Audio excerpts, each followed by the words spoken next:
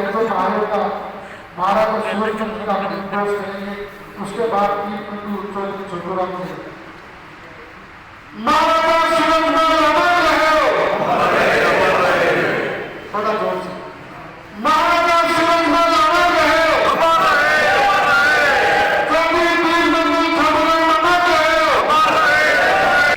कि देश किसी शासन किसी हिसाब से चलता है। जैसे खेती बाड़ी के कुछ नियम कानून कायदे होते हैं, वैसे ही आज देश सरकार चलने के भी कुछ नियम कानून कायदे हैं। अब वो democracy by the people for the people तो रही नहीं, क्योंकि पार्टी हो गई। और निश्चित तौर पर नई जनरेशन को जगाने का एक ही माध्यम है डिजिटल। और मैं मंच के माध्यम से धन्यवाद कि मुझे जिम्मेवारी दी गई है। मेरे से पहले बोलते हुए पूर्व वक्ताओं ने बहुत कुछ हमें निर्देश दिए, बहुत कुछ अपने। महाराजा अनंतपाल तोमर की मूर्ति बिरला मंदिर के सामने घोड़े पर लगी हुई है और उस मूर्ति के ऊपर लिखा हुआ है महाराजा हिंदुओं का अंतिम जाट सम्राट महाराजा अनंत। जिसमें सबसे हैरानी की बात यह मेरे को पता नहीं था अफ्रीका में 50-60 साल से दो पीढ़ी जाटों के परिवारों में यहाँ से गई, वहाँ पे तस्वीर वो भी आई थी। सारे मुझे भी याद है, सत्यवाद जी गवर्नर साहब वो भी आए थे, काफ़ी लोग अपने कीबोर्ड डालकर तस्वीर याद था और सबको यही जो कहा गए थे वो। और समाज के बारे में दिन रात सोच रखने वाले मंच के सामने बैठे सभी महानुभाव,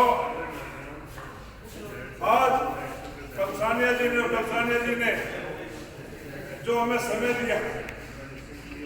और जो उम्मीद और जो अपनी भावना के साथ यहाँ तक पहुँचे, उस पर हम इन सब की अदालत में, इनकी सबकी हाजिरी में निश्चित तौर पर जो आप उम्मीदें लेके आए हैं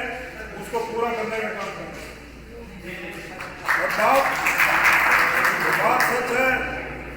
कि भाई डबाल साहब ने, कर्नल साहब ने बोलते हुए कहा, यहाँ जो कलवानिया जी आए हैं इनका बहुत धन्यवाद करता हूँ। मैं फौज का सूबेदार विजेंद्र सिंह ठाकरान झारसा गांव से हूँ। और जो आप बता रहे हो अभी हमारे जो हिस्ट्री में हमारे साथ गड़बड़ हुई है, वो सबसे बड़ी गड़बड़ तो हमारे यहीं से हुई है, इसी गांव से हुई है कि चौधरी बख्तावर सिंह ठाकरान 360 गांवों के चौधरी होते थे 1857 में।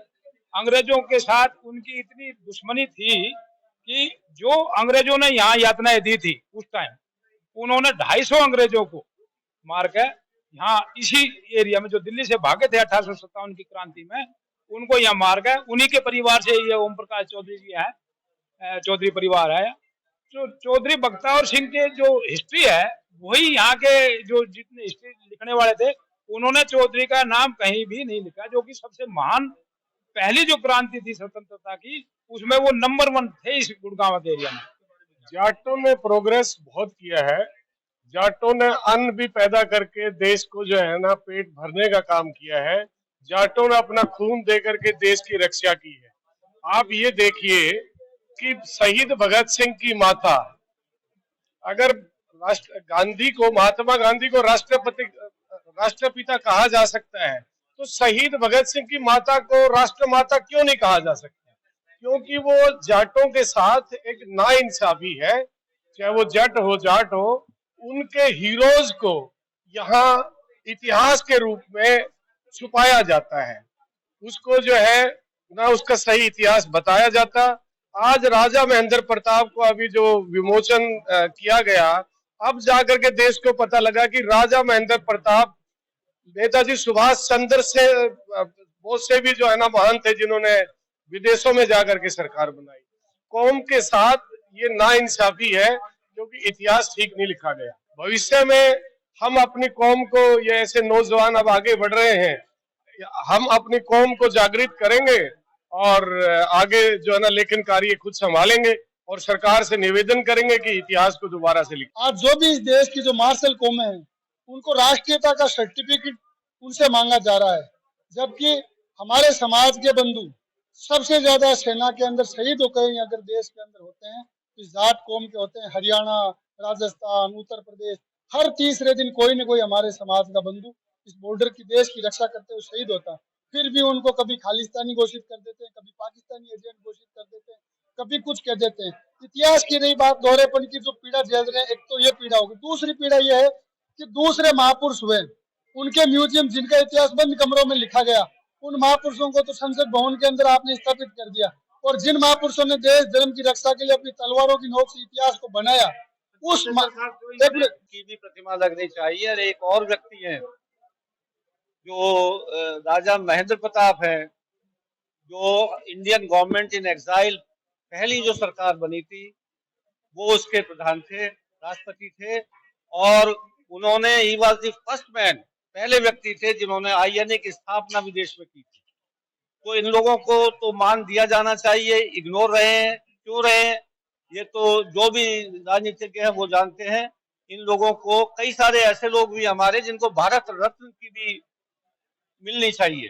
जो है पीछे जो आने वाली वो थी जनरेशन, वो इतने जमींदार आदमी थे, वो राजनीतिक में नहीं गए, और जिसके राजनीति में गए वो बहादुर नहीं थे, लेकिन बंद कमरों में उन्होंने अपना इतिहास लिखवा दिया, और इनको तो फांसी टूटी थी। लेकिन जो भाग गए थे, लुक गए थे, अंग्रेजों के मुखबर बन गए थे, उनका नाम तलवानिया और रावतार पलसानिया ने जो मुझे जिम्मेदारी दी थी, मेरे बड़े भाई ओम प्रकाश ठाकरान जी साथ रहे, हमने संयोजक का काम किया। इससे पहले तो जयपुर में भव्य आयोजन, दिल्ली विज्ञान भवन में जो भव्य आयोजन हुआ था, उसमें भी गुड़गांव की काफी भागीदारी रही थी। मैं अपनी तरफ से, भाई ओम प्रकाश ठाकरान जी की तरफ से ये इनको विश्वास दिलाता हूँ कि गुड़गांव में क्या भागीदारी। आज उसी के श्रृंखला को जोड़ते हुए गुड़गांव में जो संवाद बैठक गुरुग्राम में हुई, उसकी यह शुरुआत आज पलवल में हुई और अलग अलग जिलों में। उसका यही है कि जयपुर में जो हमारा संसद है, उसमें जाके जो अंतर्राष्ट्रीय जाट संसद का जो हमारे साथी, जो मुख्य अतिथि के रूप में पलसानिया जी और कलसानिया जी हमारे बीच में आए, और उद्देश्य यही है कि समाज का मेन उद्देश्य ये है कि बहुत सारी चीजें ऐसी होती हैं जो संसार में, दुनिया में, हम समूह में एकजुट कर उसको इकट्ठा हो, आपस की कमियों को दूर करें, और हम कितनी ताकत और अपने देश को, अपने प्रदेश को, अपने समाज को, अपने लोगों को दे सकते हैं। आज यहाँ पूरे भारतवर्ष में एक ही नारा गूंजता है, 36 बिरादरी का। उस 36 बिरादरी की ताकत और बढ़े, उसी सिलसिले में हमारा ये जो जाट संसद का कार्यक्रम है, उसी के अंदर है। मैं तो कहूँगा जाट कोई बिरादरी, जाट एक धर्म है, सबको साथ लेके चलने का। यही कनेक्टिविटी शुरुआत हमने की है। 62 देशों के पीछे आए थे, और मेरे को लगता है लगभग अब की बार 150 से ऊपर लोग इसमें प्रतिनिधि शामिल होंगे। और प्रदेश, हमारे जो देश के अंदर अलग अलग प्रदेश हैं, उनके डिस्ट्रिक्ट हैं, उनमें से भी हमारे प्रतिनिधि थे उसके अंदर बहुत ज्यादा तादाद में शामिल होंगे। और ये सच बात है जो आपने कहा कि सबको जगाने का, सबको इस महासम्मेलन में बुलाने का, जहाँ जागरूकता, जैसे आपने कहा कि भाई ये मिलेनियम सिटी है और आसपास में हरियाणा है, पंजाब है, राजस्थान में, इसके अलावा और भी है, जैसे मध्य प्रदेश है, छत्तीसगढ़ है, जहाँ भी हमारे जो समाज के लोग हैं, जो देश को और दुनिया को ताकत दे सकती हैं, जो विचारधाराएं हैं, उनको इकट्ठा करने का काम करेंगे। और निश्चित तौर पर उन प्रदेशों से भी लोग उस दिन आए। ये मार्च 2022 में राजस्थान की राजधानी जयपुर के अंदर अंतर्राष्ट्रीय जाट संसद का द्वितीय सत्र आयोजित है, प्रस्तावित है। उस प्रस्तावित जाट संसद के लिए हम देश दुनिया के प्रत्येक कोने में जा रहे हैं, और जो जाट समाज का जो प्रतिनिधित्व जो गांव दूर दराज के क्षेत्रों में जो निवास कर रहा है, उसको आमंत्रित कर रहे हैं कि जो चमक और धमक आज से 10 से 15 साल पहले जाट समाज की जयपुर, लखनऊ, चंडीगढ़ और दिल्ली में हुआ करती, तो उस चमक और धमक में कुछ गिरावट आई है। उस चमक और धमक को फिर से वापस उसी अंदाज के अंदर देश के जो हुक्मरान है उनके सामने लाया जाए, और उनको मजबूर किया जाए कि जाट समाज को अगर नजरअंदाज करके तुम राज करने की कोशिश और जो चालें और जो षड्यंत्र आप कर रहे हो, उस षड्यंत्रों में आपको कामयाब नहीं हो देंगे। राजस्थान का नहीं, हिंदुस्तान का जाट नहीं, पूरे दुनिया भर के जाट एक है, और वो पूरी अपनी आवाज, पूरी एकता के साथ में जयपुर में पधारेंगे। और उसी उद्देश्य को लेकर के आज हम गुड़गांव पधारे हैं, और गुड़गांव के जाट समाज को आमंत्रित किया है कि आप पूरे जोश जुनून और पूरे जोश के साथ में जयपुर पधारे।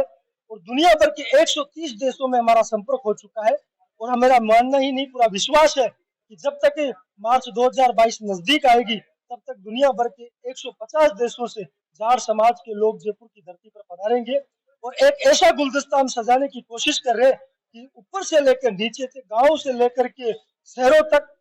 राजधानी से लेकर के और कस्बों तक के जाट समाज का जो प्रतिनिधित्व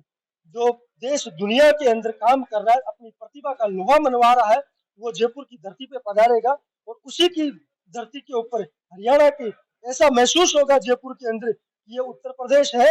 लखनऊ है या फिर चंडीगढ़ है या गुड़गांव है या ये जयपुर में हम खड़े।